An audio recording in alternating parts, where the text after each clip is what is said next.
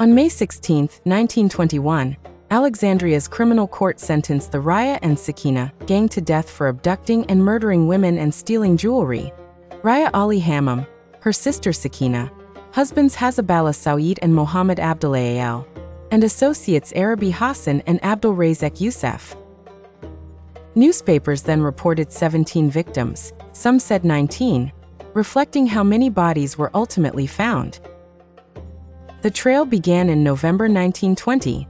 Egypt had just been shaken by news of a Tanta serial killer, when a similar wave of missing women cases surfaced in Alexandria's Al Laban district.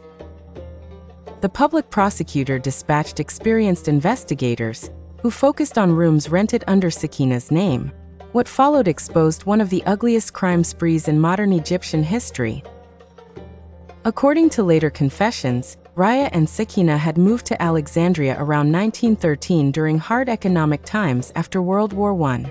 With their husbands and a small circle of men, they first ran clandestine brothels, then turned to robbing women of their gold. They charmed and intoxicated victims, then restrained and smothered them. Bodies were buried in pits beneath the rooms, and the stolen gold was quickly sold to a jeweler. The case cracked by chance. During plumbing work at Sheikh Abdul Salam El Gamal's home, his relative Ahmed Morsi lifted tiles, smelled decay, and felt a human arm in the soil. Police soon confirmed the room was one of several rented by Sakina. Excavations at multiple addresses in Al Laban, Bab Sidra, and Karmauz uncovered graves. Some bodies were intact, others only scattered bones. The authorities seized piles of clothing and jewelry. Prosecutors asked families of missing women to view the clothing.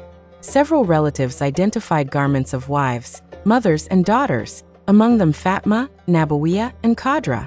Even Ibrahim, a chicken seller who had known the gang's secrets and took hush money, was found among the dead. A forensic report on November 30th concluded the cause of death was asphyxia by smothering, typically after the victims had been drugged or made drunk.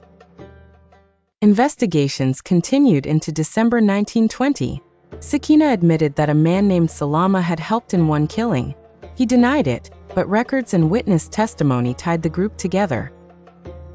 By early 1921, 10 defendants were referred to trial on charges ranging from premeditated murder to concealment of stolen property. The first session in May 1921 drew heavy security and crowds of victims' families. Raya claimed she had not killed anyone and only served food and drink, saying she feared the men. Sakina acknowledged being present at some killings. Others denied everything or alleged coercion. The prosecution sought the death penalty for the killers under Egyptian law. On May 16, 1921, the court pronounced its verdict: death for Raya, Sakina, Hazabala, Abdulayal, Arabi, and Abdul Razak. Acquittal for Amina and her husband Salama. And 5 years hard labor for the jeweler who had hidden the stolen gold. The governor announced the executions for the following days.